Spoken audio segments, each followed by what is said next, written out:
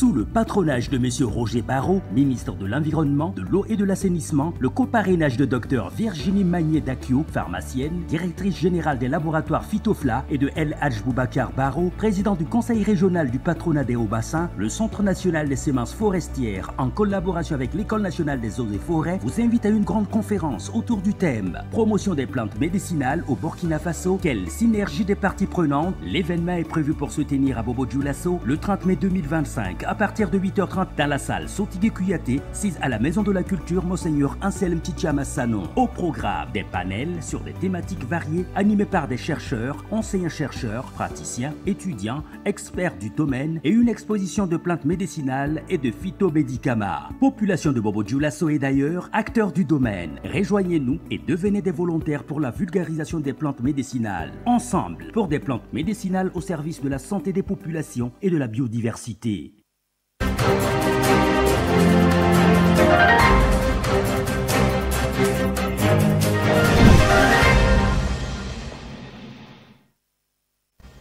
Bonsoir chers téléspectateurs, ravis de vous retrouver pour une nouvelle session d'information sur Faso Green TV. Au sommet de cette édition, la DGVEC et ses partenaires ont tenu une rencontre ce 26 mai au ministère de l'Environnement.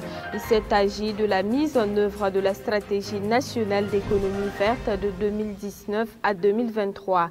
L'objectif étant d'évaluer l'état de la mise en œuvre de la stratégie et formuler des recommandations afin de poser des bases solides pour l'horizon 2030. Et puis, de plus en plus, les lycées et collèges s'intéressent à la question de la protection de l'environnement.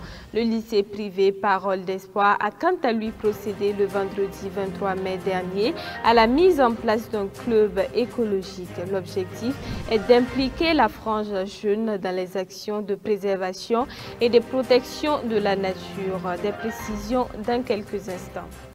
Encore bonsoir chers téléspectateurs et merci de nous choisir pour vous informer. Je vous le disais à l'instant, ce 26 mai 2025, la Direction générale de l'économie verte et du changement climatique, en collaboration avec ses partenaires, a organisé un atelier dans la salle de réunion du ministère de l'Environnement à Ouagadougou. Cet atelier avait pour but de définir le cadre de travaux d'évaluation finale de la mise en œuvre de la stratégie nationale d'économie verte pour la période de 2019 à 2023. Kokou Mieso pour plus de précisions.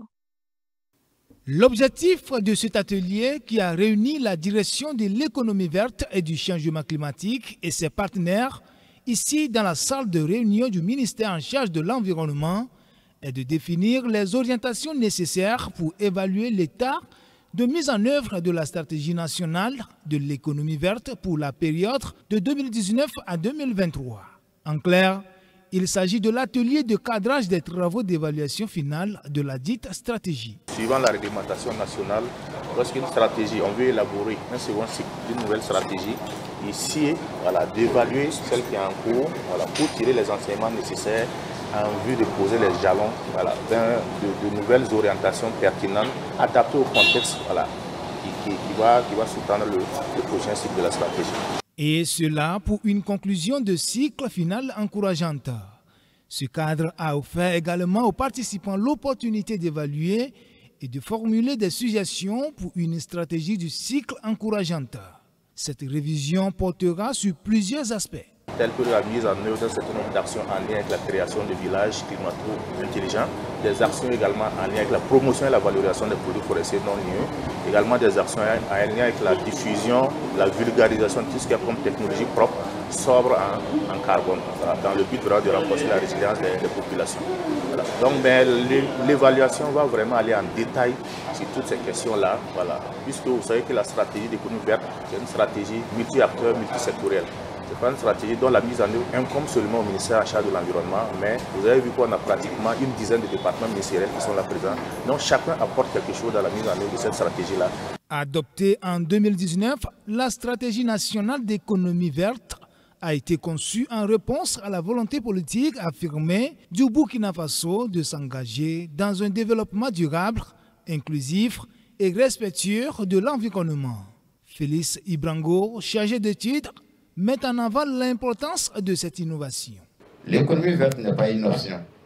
Elle est aujourd'hui une nécessité stratégique pour bâtir un modèle de développement qui tienne compte des contraintes environnementales tout en répondant aux aspirations de nos populations.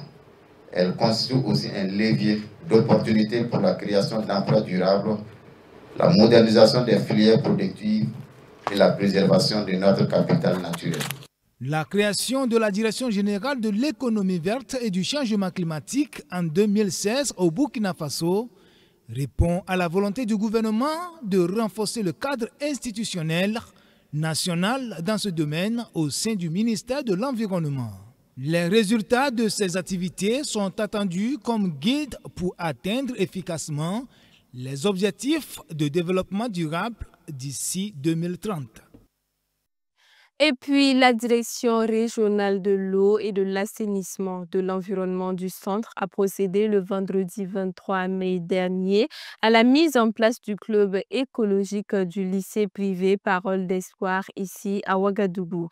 Cette initiative répond à l'arrêté conjoint du ministère en charge de l'environnement et celui en charge de l'éducation portant création de clubs écologie dans les lycées et collèges. L'objectif est de mettre au premier plan cette frange jeune dans les actions de préservation et de protection de l'environnement. Des détails avec Mamadou Souari. Lycée privé Parole d'Espoir à Zaktouli, la direction régionale de l'eau et de l'assainissement de l'environnement du centre dépose ses valises dans une des salles de classe ce 23 mai 2025. Objectif, mettre en place un club écologique conformément à l'arrêté conjoint du ministère en charge de l'environnement et celui en charge de l'éducation nationale en date de 2017 pour répondre aux défis environnementaux majeurs et pressants. Et ces élèves qui constituent l'avenir doivent être plus que jamais mis au premier plan. Ce n'est pas seulement un groupe que vous allez former. Nous, on souhaite que ce soit un espace de réflexion, un laboratoire d'idées, un mouvement pour l'action. Place à présent à la mise en place proprement dite du club écologique du lycée privé Parole d'Espoir avec les votes des élèves. Les débats sont conduits par le service régional de la préservation de l'environnement du centre. Et c'est un bureau fort de 6 membres présidé par Souleymane Sawadogo qui a été mis en place. Il reçoit ici le règlement intérieur du club et les félicitations de la directrice provinciale en charge de l'environnement du Kadiogo et du proviseur du lycée. L'objectif de ce club, c'est vraiment d'engager la jeunesse, mener des actions en termes de préservation de l'environnement et en termes vraiment de comportement éco-citoyen. C'est vraiment les amener à mieux s'impliquer, à planifier, à mettre en œuvre les activités. Il s'agira pour eux, en tout cas, de mener auprès de leurs collègues, où qu'ils soient, et même au-delà, en tout cas, de s'approprier en tout cas les questions de préservation environnementale, au quotidien. Et c'est comme on l'avait déjà dit, c'est de procéder à la sensibilisation des camarades, qu'ils soient à l'école ou en tout cas partout où ils se trouvent. Le président du club écologique, quant à lui, prend déjà des engagements. Déjà, nous allons élaborer des activités pour combler les filles qui règnent. Nous allons commencer par la plantation des arbres et maintenant procéder par des salubrités parce que la propriété aussi doit régner au sein de l'établissement et d'autres activités que nous allons élaborer ensuite. Le mot à l'endroit donc des responsables de ce club et aussi à l'endroit de tous les élèves, c'est de mettre en pratique ce qu'ils ont appris ce matin avec cette équipe du ministère de l'Environnement qui leur a vraiment montré le bienfait de planter des arbres et aussi prendre conscience de l'état de notre climat. Nul ne doute aujourd'hui qu'il y a un problème parce que vous voyez que nous transpirons déjà parce qu'il y a tellement de soleil. Et donc, à l'endroit de ces élèves, alors je voudrais donc les exhorter à vraiment entretenir l'environnement qui nous entoure ici, les arbres, et puis en tout cas faire tout pour que tout ce qu'ils ont appris là soit utile. Pour joindre l'acte à la parole, l'installation de ce club écologique du lycée privé Parole d'Espoir s'est terminée par une séance de plantation au cours de laquelle il a été expliqué aux élèves comment planter et entretenir un arbre. Le service régional de la préservation de l'environnement du centre a par la même occasion offert 10 plants d'espèces variées à l'établissement. Le vendredi 23 mai 2025, le ministre chargé des ressources animales et halieutiques, le commandant Ismaël Sombier, représentant le président du Faso, a procédé à la pose de la première pierre d'une unité de production de médicaments vétérinaires à Samandéni dans la région des Hauts-Bassins.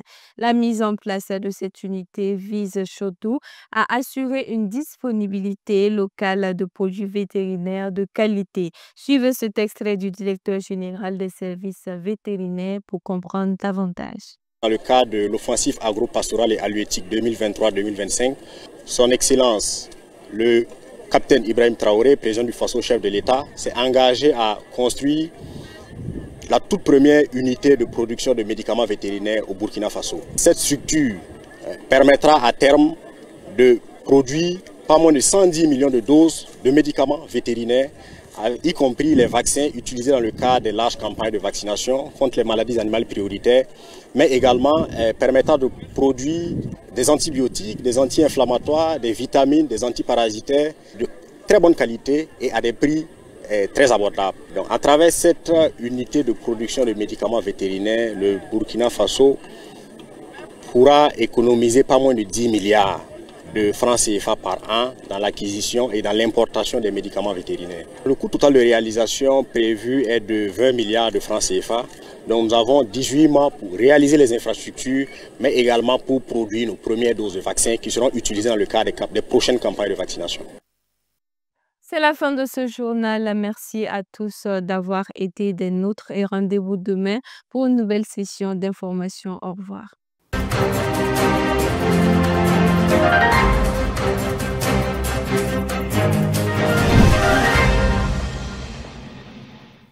Sous le patronage de M. Roger Barrault, ministre de l'Environnement, de l'Eau et de l'Assainissement, le coparrainage de Dr Virginie Magné-Dacchio, pharmacienne, directrice générale des laboratoires Phytofla, et de El Hadj Boubacar Barrault, président du conseil régional du patronat des Hauts-Bassins, le Centre national des semences forestières, en collaboration avec l'École nationale des eaux et forêts, vous invite à une grande conférence autour du thème « Promotion des plantes médicinales au Burkina Faso, quelle synergie des parties prenantes ?» L'événement est prévu pour se tenir à Bobo-Dioulasso le 30 mai 2025. À partir de 8h30 dans la salle Sotigui Kouyaté, 6 à la Maison de la Culture Monseigneur Anselme Tchitchama Sanon. Au programme, des panels sur des thématiques variées animés par des chercheurs, enseignants-chercheurs, praticiens, étudiants, experts du domaine et une exposition de plantes médicinales et de phytomédicaments. Population de Bobo-Dioulasso et d'ailleurs, acteurs du domaine. Rejoignez-nous et devenez des volontaires pour la vulgarisation des plantes médicinales. Ensemble, pour des plantes médicinales au service de la santé des populations et de la biodiversité.